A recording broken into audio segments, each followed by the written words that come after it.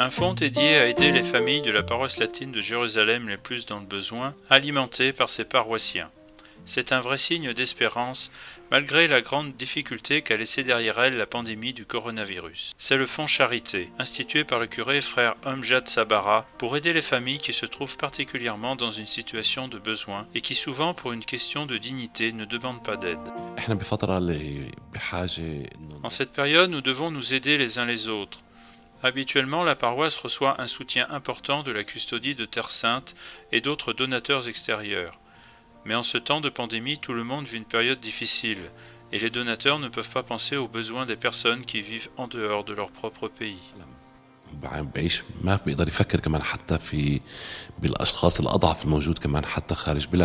L'idée est inspirée de la Bible et en particulier de l'expérience du prophète Élie avec la veuve de Sarepta dans le pays de Sidon. Quand Élie lui demande un peu d'eau et un peu de pain, elle lui dit « J'ai seulement une poignée de farine et un peu d'huile. Après j'irai la cuisiner pour moi et pour mon fils. Nous la mangerons et nous mourrons. » Le prophète Élie lui dit « Prépare-moi d'abord une petite galette et apporte-la-moi. La jarre de farine ne s'épuisera pas et le vase d'huile ne se videra pas. » Elle l'a cru et c'est ce qui s'est réellement passé. Élie aurait ensuite ramené à la vie le fils de la veuve. Le message est que si nous faisons la chose juste, le manque se transformera en miracle. C'est la raison pour laquelle a été créé le fonds Charité. Nous avons tous besoin d'aide en cette période, mais si nous collaborons, nous ferons de vrais miracles l'un pour l'autre.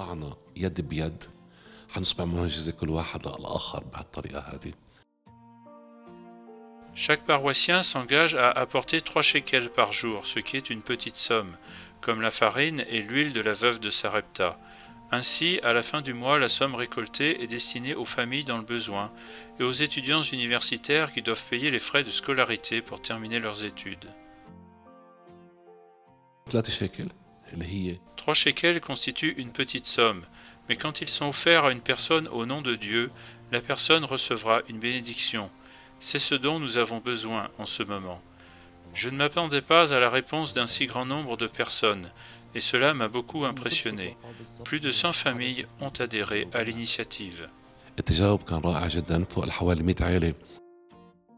La création du fonds Charité durant le mois marial n'est pas fortuite.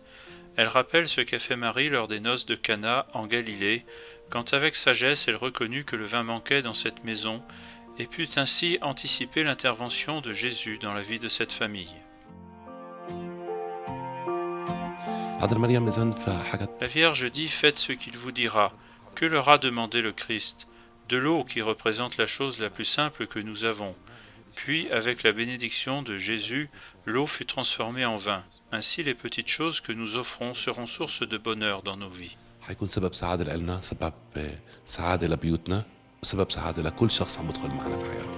L'épidémie de coronavirus a apporté avec elle angoisse, douleur et tant de besoins. Mais c'est une nouvelle force qui a fait son chemin dans la paroisse latine de Jérusalem, et surtout une nouvelle façon de penser.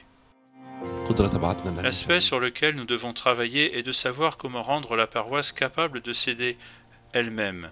Seule une église mature peut remplir cette mission.